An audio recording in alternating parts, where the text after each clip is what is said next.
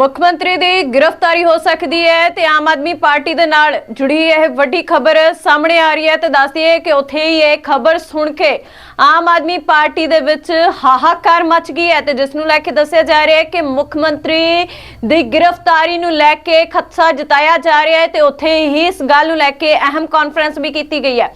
ਜਾਣਕਾਰੀ ਮੁਤਾਬਿਕ ਦੱਸਦੀ ਹੈ ਕਿ ਦਿੱਲੀ ਦੀ ਸੀਐਮ ਆਤੀਸ਼ੀ ਨੂੰ ਪੁਲਿਸ गिरफ्तार कर सकती है तो जिस लैके वड्डी अहम कॉन्फ्रेंस की गई है तो उत्थे ही दिल्ली दे साबका मुख मंत्री अरविंद केजरीवाल अते आतिशी दे वल्लों इस गल दी पूरी जानकारी अते खुलासे किए गए ने ते उन्हां दे वल्लों कुछ सरकार केंद्र सरकार दे उत्ते तिखे निशाने जिहड़े कि भाजपा दे उत्ते पलटवार लगातार किए जा रहे हैं तो जिस लैके वड्डे खुलासे भी किए गए ने। आओ तुहानूं सुणाउने आ पहलां अहम कॉन्फ्रेंस दे विच की कुछ खास है। जानते हैं कि किस तरह से पिछले 10 साल में भारतीय जनता पार्टी ने दिल्ली के लोगों के खिलाफ उनकी ज़िंदगी दूभर करने के लिए कितनी किस्म के षड्यंत्र रचे हैं। समय समय के ऊपर उन्होंने दिल्ली सरकार के कामों को रोकते रहे, एलजी के जरिए तरह तरह के कानून लाके, लेकिन हमारी सरकार ने कोई काम दिल्ली वालों का रुकने नहीं दिया। ऐसे ऐसे ऐतिहासिक काम दिल्ली के अंदर किए गए जो कि इस देश ने कभी 75 साल में देखे नहीं थे। सारे काम कराए गए। जब उनके सारे षड्यंत्र फेल हो गए तो उन्होंने फिर एक एक करके दिल्ली के आम आदमी पार्टी के सीनियर नेताओं को, मंत्रियों को, कैबिनेट मिनिस्टर्स को जेल भेजना चालू किया।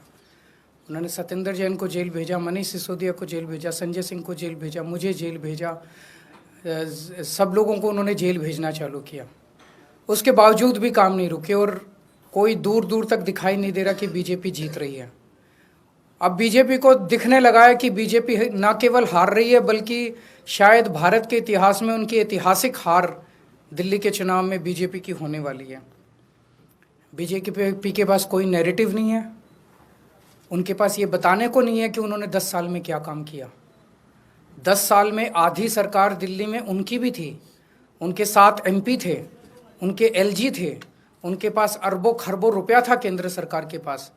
उन्होंने इन 10 सालों में ना कोई सड़क बनवाई, ना कोई अस्पताल बनवाया, ना कोई स्कूल बनवाया, ना कोई कॉलेज बनाया। दिल्ली के लोगों के लिए कोई काम नहीं किया। दिल्ली के लोगों ने उनको एक ही काम दिया था कानून व्यवस्था का, उसका भी उन्होंने कबाड़ा कर दिया। आज दिल्ली के लोग डर के माहौल के अंदर जी रहे हैं और खुलेआम दिल्ली की सड़कों पर गोलियाँ चल रही हैं।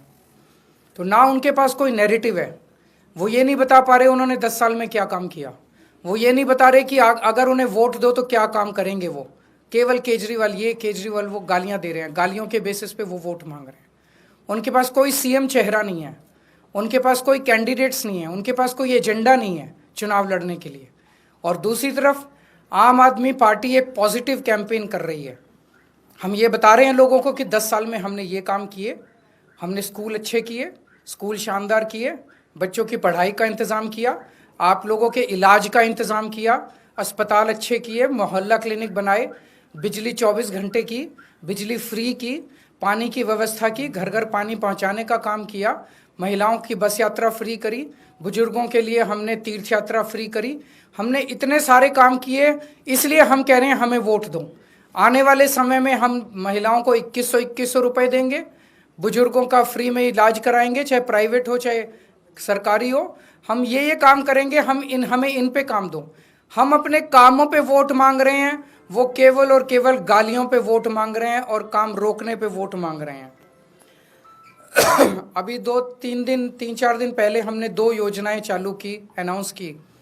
महिला सम्मान योजना, जिसके तहत हर महिला को चुनाव जीतने के बाद योजना लाई जाएगी जिसमें हर महिला को 2100 रुपये दिए जाएंगे। दिल्ली की कैबिनेट ऑलरेडी हजार रुपए की योजना मंजूर कर चुकी है और उसकी नोटिफिकेशन जारी हो चुकी है। लेकिन मैंने ऐलान किया था कि हम चुनाव जीत जाते हैं तो इसको बढ़ाकर 2100 कर दिया जाएगा। उसी तरह से बुजुर्गों के लिए हमने संजीवनी योजना ऐलान किया कि 60 साल से ऊपर के बुजुर्गों का सारा इलाज मुफ्त करवाएंगे, चाहे प्राइवेट हो चाहे सरकारी अस्पताल हो।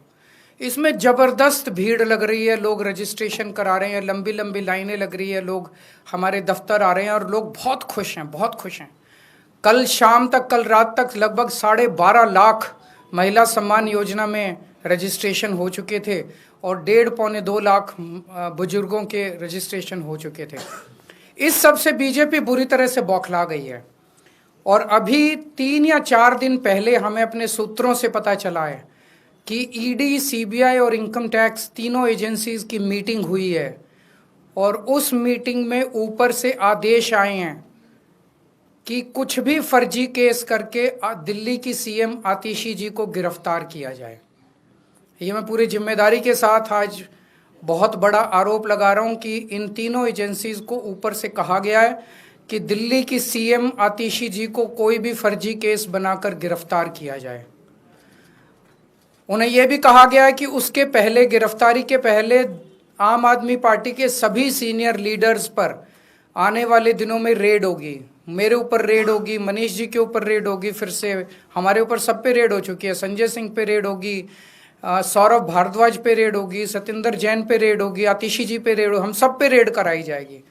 और उनका मकसद है कि किसी भी तरह से हमें चुनावी तैयारियां जो हम कर रहे हैं, प्रचार कर रहे हैं, उससे डिस्ट्रैक्ट करना ताकि हमारा दिमाग दूसरी चीजों में उलझा रहे। ऐसा भी सुनने में आया, सूत्रों से पता चला है कि ट्रांसपोर्ट विभाग में कोई फर्जी केस तैयार किया जा रहा है आतिशी जी के खिलाफ और इनका पूरा मकसद है कि ये किसी भी तरह से महिलाओं की फ्री बस योजना जो है वो रोकना चाहते हैं, वो बंद करवाना चाहते हैं ये लोग। तो ट्रांसपोर्ट विभाग में कोई फर्जी केस आतिशी जी के खिलाफ तैयार किया जा रहा है।